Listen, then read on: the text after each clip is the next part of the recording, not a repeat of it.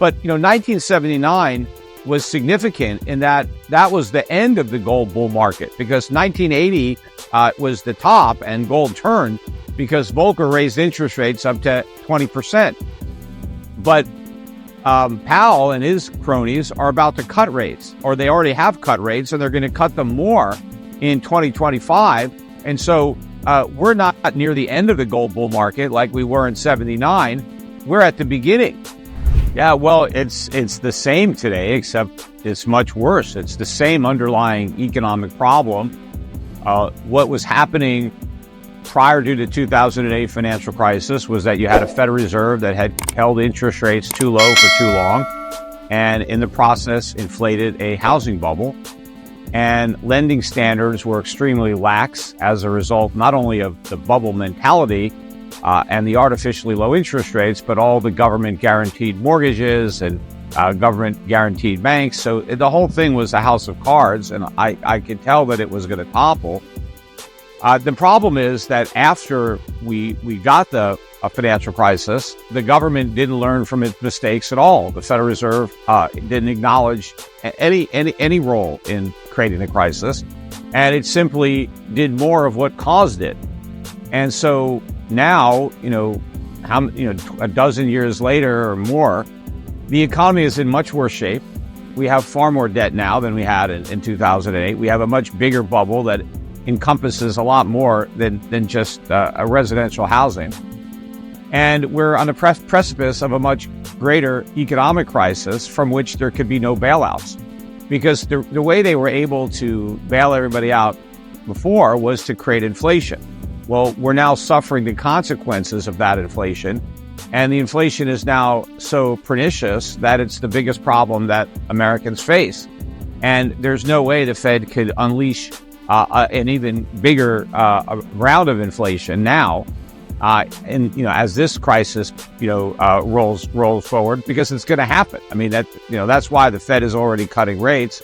It is trying to prepare for this recession and potential financial crisis, but it's going to be much worse. And again, I said I don't think we can get out of it with a printing press this time. I think we'll end up getting into a sovereign debt and a currency crisis, which is much worse than just a financial crisis. Yeah, well, first of all, I think interest rates, long-term interest rates, are headed substantially higher. I think bonds are in a secular bear market now.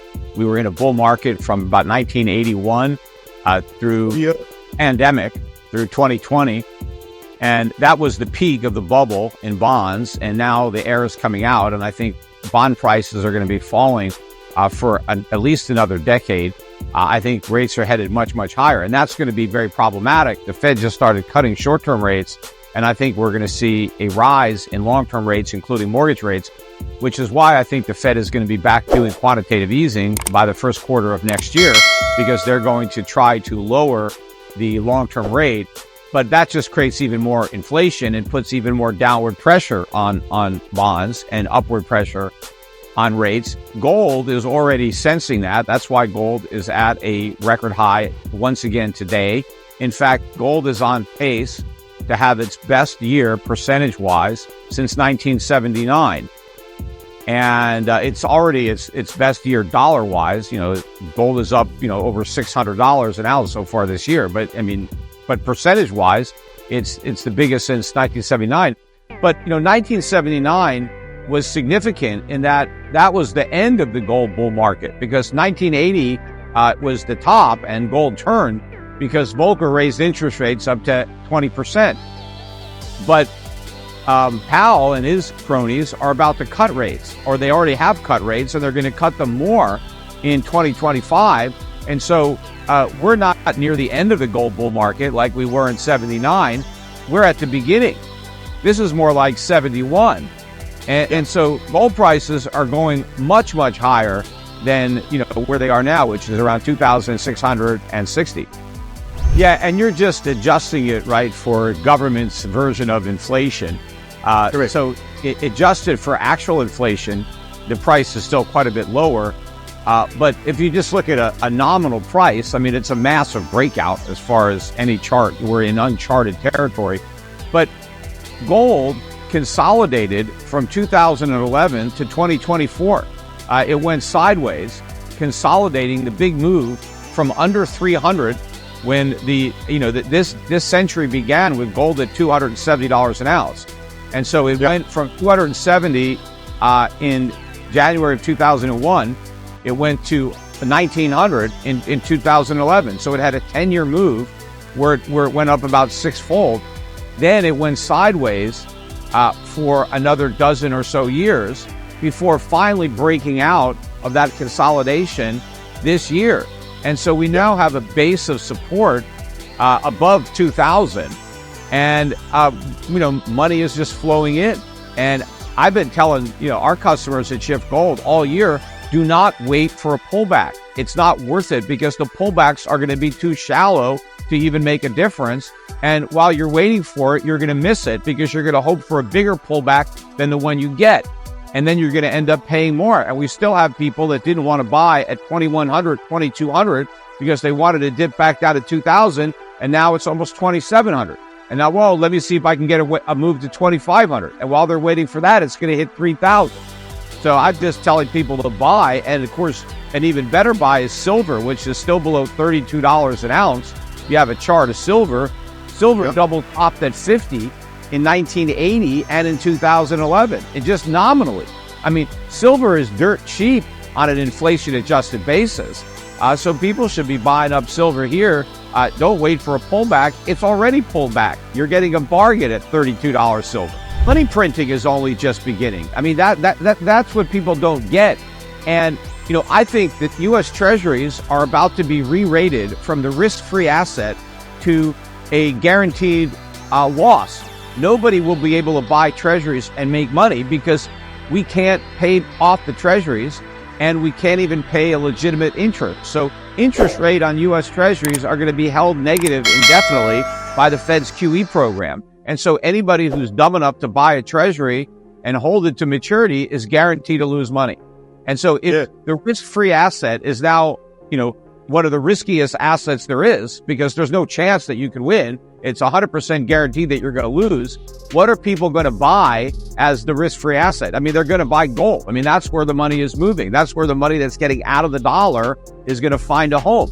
It's going to gold. Central banks are remonetizing it. They are increasing their allocation to gold as they decrease their allocation to U.S. dollars. Look at the two presidential candidates. They're competing with one another over who can give out the most tax breaks.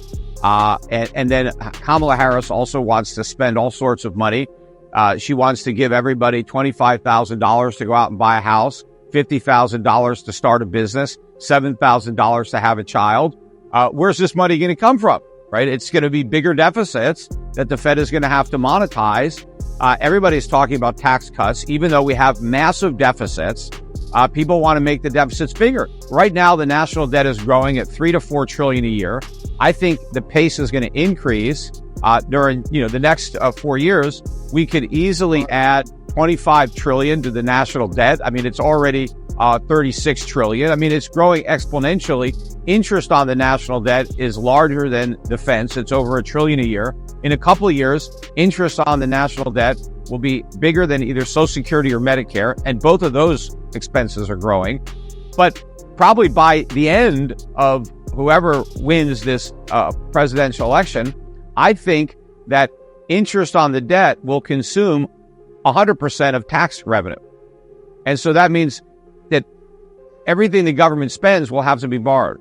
And so there's no way that we can get there with the cooperation of creditors. I mean, there's a limit to how dumb the world is going to be to keep loaning money to a bankrupt nation that has no ability to pay it back and just think, well, they can print money, so we have nothing to worry about. That's exactly what they need to worry about, printing money into oblivion, where the money they print no longer has any value. That's the direction where we're heading. And so this whole thing is going to accelerate. That's why the price of gold, you talk about where it could go. It could go to 20,000. It could go to 40,000. I mean, gold prices can go up dramatically, but it's not that gold is actually changing. It's just when the country was formed in 1789, we ratified the Constitution and we passed the Coinage Act. We set the value of the dollar as a quantity of gold, and gold was $20 an ounce in 1789. When they created the Federal Reserve, in 1913, right, 120 some odd years later, the dollar, you still was $20 for an ounce of gold. So the dollar's value didn't change during those 120 years, and so you can still buy an ounce of gold for $20. That didn't change until the 30s, after Roosevelt devalued the dollar, and then you needed $35 to buy an ounce of gold, and that held until 1970, or late 1960s, early 1970s. But when Nixon finally left the gold standard, the official price was about $42 an ounce. But now it's $26.60. Gold hasn't changed. An ounce of gold is still an ounce of gold. It's just that now you need 2,660 Federal Reserve notes to buy one, whereas you used to need 20 because of how much they've created. Well, that's going to keep happening. And, so who's to say that, you may need $20,000 to buy an ounce of gold soon?